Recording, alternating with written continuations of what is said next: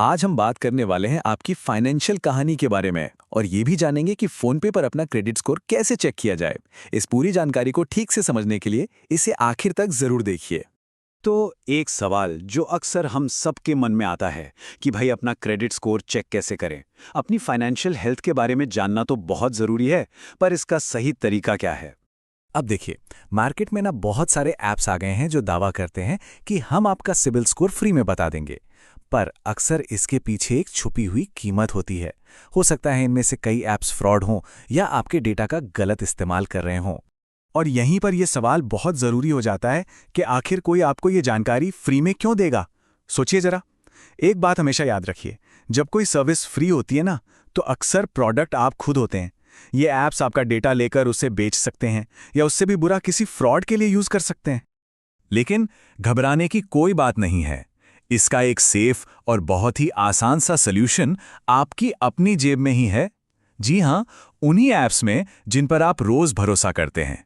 मैं बात कर रहा हूं फोनपे, गूगल पे और पेटीएम जैसे ऐप्स की। ये सभी आपको अपना क्रेडिट स्कोर चेक करने की सुविधा देते हैं। तो आज हम खास तौर पर फोनपे का प्रोसेस देखेंगे। तो चलिए अब सीधे मुद्दे पर आते हैं और देखते हैं कि कैसे सिर्फ 3 सिंपल टैप्स में आप फोनपे पर अपना स्कोर चेक कर सकते हैं। यकीन मानिए, ये प्रोसेस बहुत ही आसान है। करना क्या है?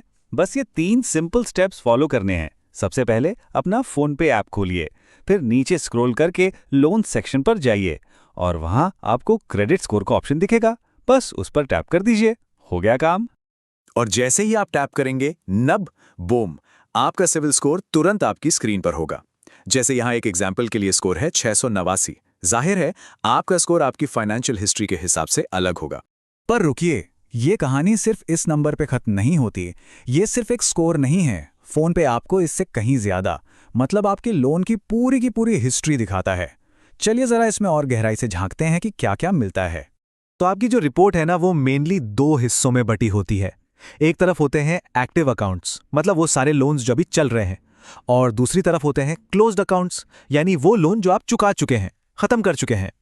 अब ये जो एक्टिव अकाउंट वाला सेक्शन है, इसमें आपको आपके क्रेडिट कार्ड्स दिखेंगे, आपके पर्सनल या बिजनेस लोन दिखेंगे, और एक बहुत ही इंपॉर्टेंट चीज़ दिखेगी जिसे हम अक्सर इग्नोर कर देते हैं। वो है ऐसे लोन्स जिनमें आप किसी और के लिए गारंटर बने हैं। और बस यहीं से एक बहुत ज़रूरी बात निकलकर सामने आती है। किसी के लोन में गारंटर बनना ये आपके क्रेडिट स्कोर पर सीधा असर डाल सकता है। और ये मैं हवा में नहीं कह रहा, बल्कि एक असली कहानी से ये बात सामने आई है। जरा देखिए कैसे सिर्फ 1 महीने के अंदर स्कोर 700 से भी ज्यादा से गिरकर सीधा 689 पर आ गया। और जानते हैं क्यों? क्योंकि जिस दोस्त के लोन में ये गारंटर बने थे, उसने अपनी ईएमआई लेट भर दी थी। तो ये गारंटर होता कौन है? सीधी सी भाषा में समझें तो गारंटर वो इंसान है जो ये कानूनी वादा करता है कि अगर मेन बोरोवर, मतलब जिसने लोन लिया है, वो पैसे नहीं चुका पाया तो मैं चुकाऊंगा। इसका सीधा मतलब ये हुआ कि आपकी और उसकी फाइनेंशियल किस्मत एक दूसरे से जुड़ गई। और ये बात पूरी कहानी को साफ कर देती है कि अगर उसका सिविल स्कोर खराब होगा तो मेरा भी होगा। ये एक ऐसा सबक है जो बहुत मुश्किल से सीखने को मिला। मतलब जब आप गारंटर बनते हैं ना, तो दूसरे की पेमेंट की आदतें आपकी अपनी बन जाती हैं। ये एक बहुत बड़ा रिस्क है जिसके बारे में 1000 बार सोचना चाहिए। तो इस सब से हम क्या सीखें? बात यह है कि अपने क्रेडिट स्कोर को रेगुलरली चेक करना सिर्फ एक नंबर देखना नहीं है। नहीं, ये अपनी फाइनेंशियल सिक्योरिटी को अपने कंट्रोल में लेने जैसा है।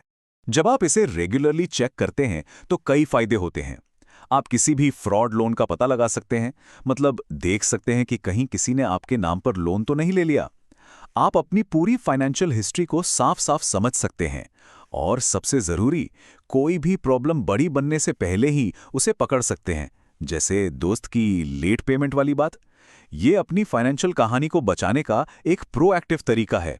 तो अब सवाल ये है कि इस जानकारी को जानने के बाद आप अपनी फाइनेंशियल कहानी को सुरक्षित रखने के लिए क्या कदम उठाएंगे? ऐसी ही और भी काम की जानकारी के लिए ऑल कैन स्टडी को सब्सक्राइब जरूर कीजिए।